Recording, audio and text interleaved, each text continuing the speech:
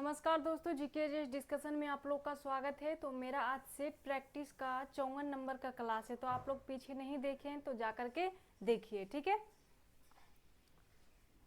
चलिए, क्वेश्चन पहला कह रहा है कि गिलास में पानी पर बर्फ तैर रहा है। किसी गिलास में जो होता है वो क्या होता है, तो बर्फ तैर रहा है पानी के ऊपर। यदि बर्फ जो है वो पिघल जाता है तो आयतन पर क्या प्रभाव पड़ेगा। बर्फ अगर पिघल जाता है तो आयतन पर क्या प्रभाव पड़ेगा, क्या घट जाएगा या बढ़ेगा या परिवर्तित रहेगा या इनमें से कोई नहीं। तो इसका आंसर जो है क्या हो जाएगा, तो गिलास में अगर बर्फ जो है तैर रहा है पानी के ऊपर तो क्या होगा, तो जितना वजन का जो बर्फ तैर रहा है तो वो क्या होता है, तो पानी के विस्थापन के बराबर जो होता है वो क्या करता है, तो वो तैरते रहता है। इसी के कारण क्या होता है कि अगर बर्फ पिघल भी जाता है तो वो उसकी आयतन में जो होता है वो कोई परिवर्तन नहीं होता है, ठीक है। तो इसमें क्या हो जाएगा, तो इसका आंसर जो हो जाएगा, इसका आंसर कोई परिवर्तन नहीं होगा। अगला क्वेश्चन है कि पृथ्वी पर किसी वस्तु का पलायन वेग चंद्रमा पर उस वस्तु का पलायन वेग होगा। मतलब कि पृथ्वी पर अगर किसी वस्तु का पलायन वेग कुछ और है तो चंद्रमा पर उसका वेग कितना, पलायन वेग जो है वो कितना होगा, कम होगा या उससे ज्यादा होगा। तो पलायन वेग तो हम पहले किसको कहते हैं, तो वैसा वेग जो कि जिस वेग से अगर किसी वस्तु को हम ऊपर फेंकते हैं, क्या करते हैं, तो ऊर्ध्वाधर रूप से फेंकते हैं तो वापस हमारी पृथ्वी पर वापस नहीं आएगी। या कौनों ग्रह से फेंकिए, हर एक ग्रह का अपना अपना पलायन वेग का वैल्यू होता है, ठीक है। तो यही पूछ रहा है कि जब पृथ्वी पर किसी वस्तु का पलायन वेग चंद्रमा पर उस वस्तु के पलायन वेग से कम होगा या अधिक होगा या बराबर होगा, क्या होगा, क्या कह रहा है, बराबर होगा या अधिक होगा या कम होगा या इनमें से कोई नहीं। तो क्या हो जाएगा, तो पृथ्वी का पलायन वेग कितना होता है, तो पृथ्वी का पलायन वेग जो होता है वो 11.2 होता है, 11.2 मीटर प्रति सेकेंड स्क्वायर होता है, ठीक है। और वही बात कर ले किसका, तो ये चंद्रमा का, तो 2.4 मीटर प्रति सेकेंड होता है। कितना होता है, तो 2.4 मीटर प्रति सेकेंड। तो पलायन वेग जो होता है वो पृथ्वी का ज्यादा हो गया, तो चंद्रमा का क्या हो गया, तो चंद्रमा का कम हो गया, क्योंकि पृथ्वी का कितना बताए हैं, तो पृथ्वी का जो होता है वो कितना, तो 11.2 मीटर प्रति सेकेंड। मतलब कि इतना वेग से फेंकेंगे तो वस्तु जो है वो पृथ्वी पर वापस नहीं आएगी। उसी तरह जो है वो चंद्रमा पर से जो होता है, अगर हम किसी वस्तु को फेंकते हैं 2.4 मीटर प्रति सेकेंड से, तो क्या होता है, तो वह वस्तु जो है वो चंद्रमा पर वापस नहीं आएगी। तो क्या हो जाएगा, तो ये पृथ्वी पर से क्या है, तो चंद्रमा पर कम है, तो इसमें क्या हो जाएगा आंसर, तो कम हो जाएगा। और ये दोनों क्वेश्चन जो है वो एकदम पूछा जाता है, तो याद रखना है, ठीक है। चलिए, अगला है कि हीरे का अपवर्तनांक होता है। हीरे का अपवर्तनांक कितना होता है, क्या 1.62 होता है, 1.77, 2.42 या 2.62। तो हीरे का अपवर्तनांक जो होता है वो कितना होता है, तो हीरे की बात कर ले तो 2.42 होता है, जो कि सबसे अधिक। अगर यह क्वेश्चन पूछ देता है कि बताइए कि सबसे ज्यादा अपवर्तनांक किसका होता है, तो सबसे ज्यादा अपवर्तनांक किसका होता है, तो ये हीरा का ही होता है, सबसे ज्यादा अपवर्तनांक। और सबसे कम पूछ दे तो सबसे कम जो होता है, सबसे कम किसका अपवर्तनांक होता है, तो सबसे कम वायु का होता है। किसका, तो वायु का होता है 1.003, ठीक है, 1.003 होता है वायु का, ठीक है। उसके बाद जो होता है वो पूछ लिया जाता है कि बताइए कि जल का अपवर्तनांक कितना होता है, तो जल का 1.33 कितना होता है, तो 1.33 होता है किसका, तो जल का। और कांच का पूछेगा तो 1.52, कांच का पूछेगा तो क्या, तो कांच का 1.52, यहाँ जो है वो एक जीरो और रहेगा, ठीक है, 1.003, ठीक है। कांच का 1.52 और जल का 1.33, और एल्कोहल का पूछ दे तो 1.36 होता है, 1.36 होता है एल्कोहल का। अपवर्तनांक कितना होता है, तो एल्कोहल का अपवर्तनांक जो होता है वो कितना 1.36 होता है। तो इस सब को याद रखना है, ठीक है। चलिए अगला क्वेश्चन है कि किस रंग के लिए प्रकाश का प्रकीर्णन न्यूनतम होता है, यानी कि किसका प्रकाश का प्रकीर्णन सबसे कम होता है, किस कलर का, क्या बैगनी का, नीला का, लाल का या हरा का। तो किसका प्रकाश का प्रकीर्णन सबसे कम होता है, तो सबसे कम प्रकीर्णन लाल का होता है। और सबसे ज्यादा किसका होता है, तो सबसे ज्यादा बैगनी का होता है। लेकिन तरंगदैर्घ्य पूछ ले तो सबसे ज्यादा लाल का होता है और सबसे कम बैगनी का होता है। ठीक है, ये सबसे ज्यादा होता है। अच्छा, अगला क्वेश्चन है कि जब प्रकाश एक माध्यम से दूसरे माध्यम में तिर्यक रूप से प्रवेश करती है तो प्रकाश के संचरण की दिशा दूसरे माध्यम में बदल जाती है। यह प्रभाव किस नाम से जाना जाता है। जब प्रकाश एक माध्यम से, जैसे कि जल से हवा में चल गए या हवा से जल में चल गया, माने एक माध्यम से दूसरा माध्यम में जैसे ही जाता है तो इसमें क्या होता है, तो उसमें बदलाव आ जाती है। इस घटना को हम क्या कहते हैं, तो अपवर्तन कहते हैं। क्या, तो अपवर्तन कहते हैं। ठीक है, और ध्रुवन क्या होता है, तो ध्रुवन जो होता है बिखराव की एक प्रक्रिया होती है जो कि सिर्फ जो होता है लाइट में, इनकी प्रकाश में देखी जाती है, ध्वनि तरंग में नहीं देखी जाती है, सिर्फ प्रकाश तरंग में। ठीक है, अगला है कि वह उपकरण जो विद्युत धारा उत्पन्न करने के लिए इस्तेमाल किया जाता है, वह उपकरण जो विद्युत धारा को उत्पन्न करने के लिए इस्तेमाल किया जाता है वो क्या होता है। तो क्या जनित्र होता है या गैल्वेनोमीटर या एमीटर या मोटर, क्या होता है। तो ये इसकी बात कर ले तो ये जनित्र यानी कि जनरेटर। जनरेटर का क्या कार्य होता है, तो विद्युत धारा को उत्पन्न करने के लिए किसका प्रयोग किया जाता है, तो ये जनित्र का प्रयोग किया जाता है। ठीक है, और एमीटर विद्युत धारा मापता है, गैल्वेनोमीटर किसी भी सर्किट में ये जांच करता है कि उसमें करंट जा रही है कि नहीं जा रही है। ठीक है, अगला है कि कौन सी ऊष्मा की इकाई नहीं है, इनमें से कौन जो है वो ऊष्मा की इकाई नहीं है। क्या कैलोरी या बीटीयू या जूल या फोन।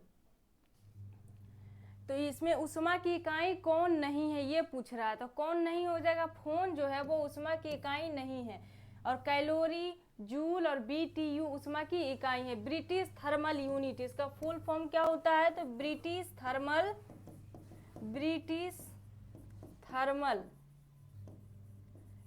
थर्मल यूनिट जो होता है इसका फुल फॉर्म होता है। अगला है कि विद्युत बल्ब का तंतु किसका बना होता है। विद्युत बल्ब का तंतु किसका बना होता है, क्या तांबा का, चांदी का, लोहा का, टंगस्टन का। तो विद्युत बल्ब का जो तंतु होता है, फिलामेंट यानी तंतु यानी कि फिलामेंट किसका बना होता है, तो ये टंगस्टन का बना होता है। किसका, टंगस्टन का बना होता है, क्योंकि ये जो होता है वो क्या करती है, तो ऊष्मा को यानी प्रकाश को उत्पन्न ज्यादा करती है, इसीलिए जो होता है विद्युत बल्ब में किसका प्रयोग किया जाता है, तो ये टंगस्टन का प्रयोग किया जाता है। जो इस टाइप का रहता है उसको हम क्या कहते हैं, तो फिलामेंट कहते हैं। ठीक है, इसका जो होता है प्रतिरोध ज्यादा होता है, क्या होता है, तो प्रतिरोध ज्यादा होता है। ठीक है, चलिए अगला है कि सूर्य से आती हुई प्रवैग्निक किरणों से हमारी रक्षा कौन करती है। सूर्य से आने वाली प्रवैग्निक किरणों से हमारी रक्षा कौन सी गैस करती है, ऑक्सीजन, ओजोन, कार्बन डाइऑक्साइड या नाइट्रोजन। तो क्या हो जाएगा इसका आंसर, ओजोन। ठीक है, अगला है हाइड्रोजन को जलने से क्या उत्पन्न होता है। जब हाइड्रोजन को जलाते हैं तो ये जो होता है वो क्या उत्पन्न होता है। तो ये हाइड्रोजन की बात कर ले तो ये हाइड्रोजन जो होता है वो कुछ जलाएंगे तो क्या ऑक्सीजन उत्पन्न होगा, या राख या मिट्टी या जल। तो हाइड्रोजन को जब हम जलाते हैं तो क्या उत्पन्न होता है, तो ये क्या, तो जल बनाता है। हाइड्रोजन जो कि आवर्त सारणी का सबसे पहले नंबर का तत्व है, आवर्त सारणी का सबसे पहले नंबर का तत्व है हाइड्रोजन। और हाइड्रोजन की बात कर ले तो इसके 3 समस्थानिक होते हैं, कितने, तो 3 समस्थानिक। हाइड्रोजन के 3 समस्थानिक होते हैं, कौन, ड्यूटेरियम, प्रोटरियम और ट्रिटियम समस्थानिक होते हैं।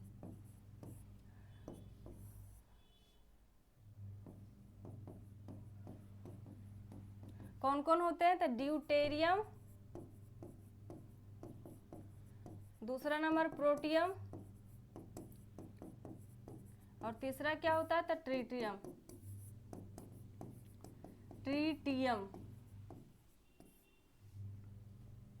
और ये जो होता है हाइड्रोजन, ये हाइड्रोजन जो होता है वो ग्रीक भाषा के शब्द से मिलकर बना है, hydro plus genus, hydro plus genus, ठीक है। अगला है कि एथिलीन का प्रयोग इसमें किसमें किया जाता है। एथिलीन का प्रयोग जो होता है वो किसमें किया जाता है। तो एथिलीन का प्रयोग जो होता है क्या फूलों के इनफेसिस में, या फलों को पकाने में, या फलों के पकाने के दर को बढ़ाने में, या पौधे की वृद्धि करने में। तो एथिलीन का प्रयोग किसमें किया जाता है। तो एथिलीन का प्रयोग जो होता है वो क्या होता है, तो ये फलों के पकाने की दर को बढ़ा देता है। क्या करता है, यानी कि फल को जल्दी पका देता है, तो इसकी दर को बढ़ा देता है। एथिलीन की बात कर ले तो एथिलीन जो होता है वो क्या होता है, तो ये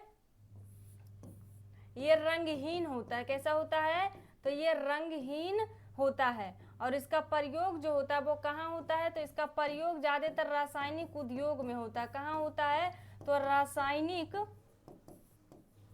उद्योग में इसका प्रयोग जो होता है वो ज्यादातर देखने को मिलता है, ठीक है। और ये क्या होता है, तो ज्वलनशील भी होता है, रंगहीन और क्या होता है, तो ज्वलनशील भी होता है। और इसका प्रयोग कहाँ किया जाता है, तो इसका प्रयोग ज्यादातर रासायनिक उद्योग में देखने को मिलता है। और ये कृत्रिम रूप से जो होता है वो फल पकाने, ये एथिलीन जो होता है वो प्राकृतिक तत्व है जो क्या होता है, तो फल को पकाने के लिए यूज किया जाता है, ठीक है।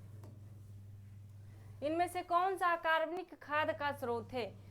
इनमें से कौन अकार्बनिक खाद का स्रोत है। क्या सीवर है, ह्यूमस है, रासायनिक खाद है, या इनमें से कोई नहीं।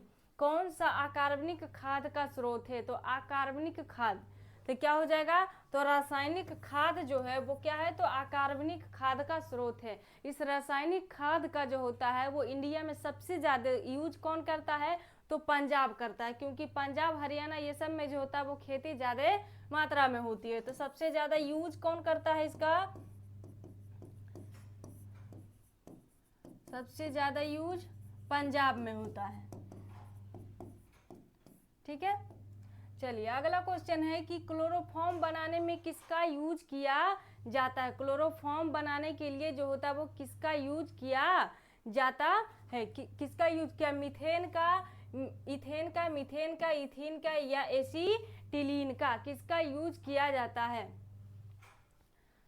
क्लोरोफॉर्म बनाने के लिए जो है वो किसका प्रयोग किया जाता है। तो ये इसकी बात कर ले तो क्लोरोफॉर्म बनाने के लिए किसका, तो मीथेन का प्रयोग किया जाता है। किसका, तो मीथेन का प्रयोग किया जाता है। ये क्लोरोफॉर्म कैसा होता है, तो ये रंगहीन होता है, रंगहीन और सुगंधित पदार्थ होता है, सुगंधित पदार्थ होता है। इसलिए जो होता है वो इसका प्रयोग, क्लोरोफॉर्म का प्रयोग जो होता है वो निश्चेतक के रूप में, मतलब कि बेहोश करने के लिए भी प्रयोग किया जाता है। इसकी फॉर्मूला की बात कर ले तो CHCl3 होता है। क्या होता है, तो CHCl3 होता है, ठीक है। और क्लोरोफॉर्म क्या होता है, तो एक कार्बनिक यौगिक होता है, ठीक है।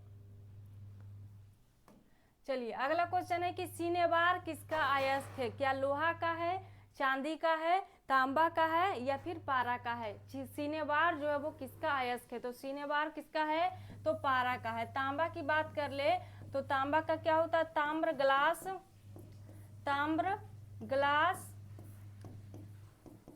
ताम्र पाइराइट,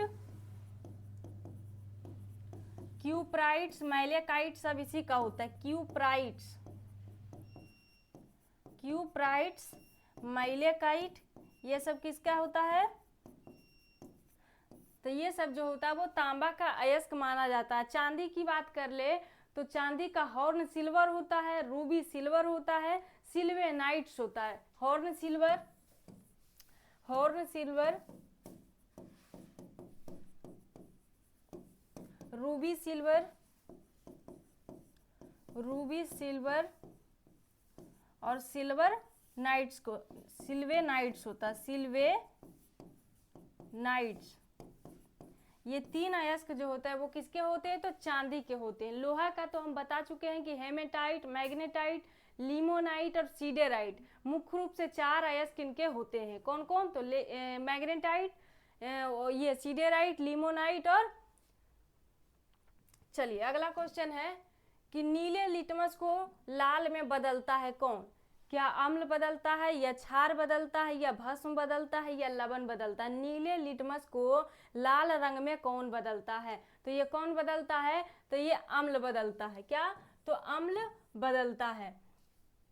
अम्ल की बात कर ले तो ये जो होता है वो जल में घुल करके क्या, तो ये अम्ल जो होता है एक रासायनिक यौगिक है। क्या? एक रासायनिक यौगिक है जो जल में घुलकर, एक रासायनिक यौगिक है जो जल में घुलकर हाइड्रोजन आयन प्रदान करता है। ठीक है, हाइड्रोजन आयन, हाइड्रोजन आयन, इसका सिंबल जो होता है वो इस टाइप का होता है। ठीक है, हाइड्रोजन आयन प्रदान करता है।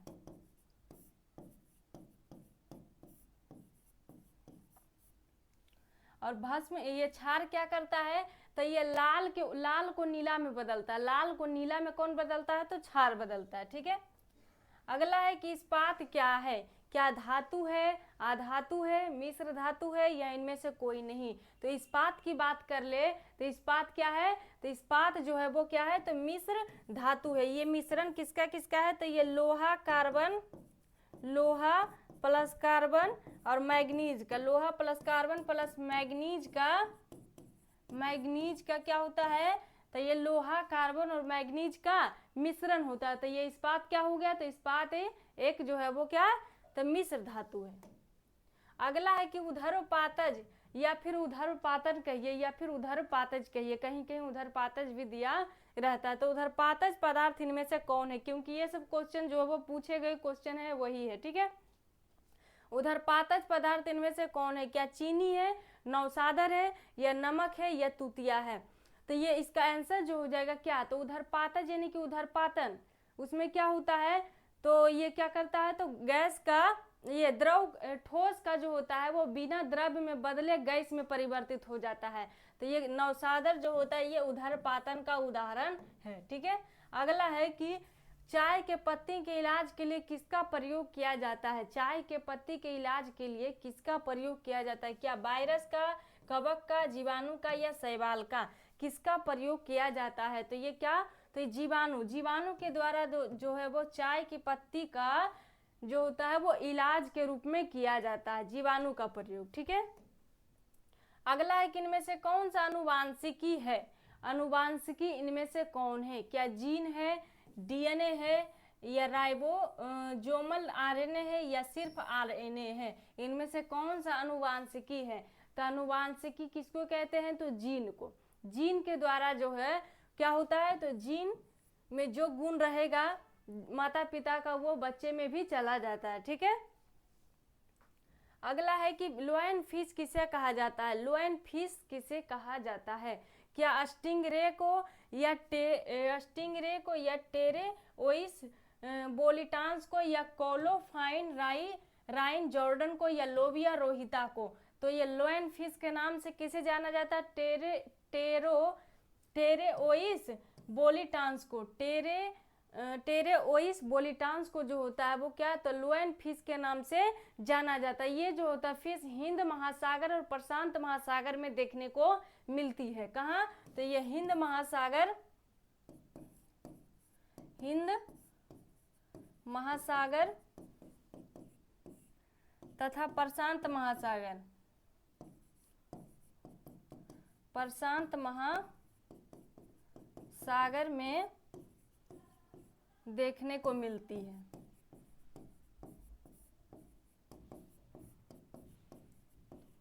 देखने को मिलती है। ठीक है, चलिए अगला क्वेश्चन कह रहा है कि नींबू का डाइवैक रोग किसके कारण होता है? नींबू का डाइवैक रोग किसके कारण होता है? क्या तांबा के कारण, सोडियम, मैग्नीज या फिर जस्ता? तो नींबू का डाइवैक रोग जो होता है वो जस्ता के कारण होता है। किसके? तो जस्ता के कारण होता है। इससे जो होता है वो उसकी पत्तियां, तना ये सब झुलस जाती है। ठीक है, चलिए अगला क्वेश्चन है कि कौन सा प्रोटीन साधारण प्रोटीन का उदाहरण है। इनमें से कौन सा प्रोटीन है जो साधारण प्रोटीन का उदाहरण है? क्या फॉस्फोप्रोटीन है, या ग्लाइकोप्रोटीन है, न्यूक्लियोप्रोटीन है, या ग्लोब्यूलिन है? तो ये साधारण प्रोटीन का उदाहरण इनमें से कौन सी है? तो साधारण प्रोटीन की बात करें तो ये क्या, तो ग्लोब्यूलिन हो जाएगा। इसके अंतर्गत जो होता है वो और भी इसके एग्जाम्पल देखने को मिलते हैं। कौन, तो ये हिस्टोन होते हैं, ग्लूटीन होते हैं आदि जो होता है वो सरल प्रोटीन का उदाहरण माना जाता है। ठीक है, अगला है साइट्रस तेल को निकाला जाता है किससे? साइट्रस तेल को किससे निकाला जाता है?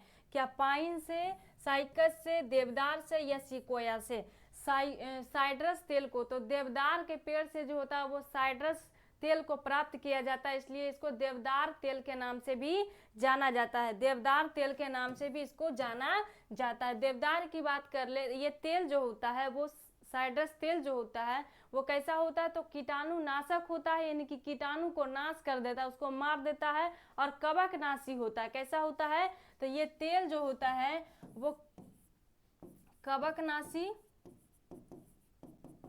और क्या, तो कीटाणु नाशक होता है, कीटाणु नाशक होता है। ये देवदार का पेड़ कहाँ पाया जाता है, तो ये देवदार का पेड़ जो होता है वो अफगानिस्तान, पाकिस्तान और कुछ इंडिया के भूमध्य सागरीय क्षेत्र के तरफ देखने को मिलती है। ठीक है, तो अफगानिस्तान, तो ये अफगानिस्तान में,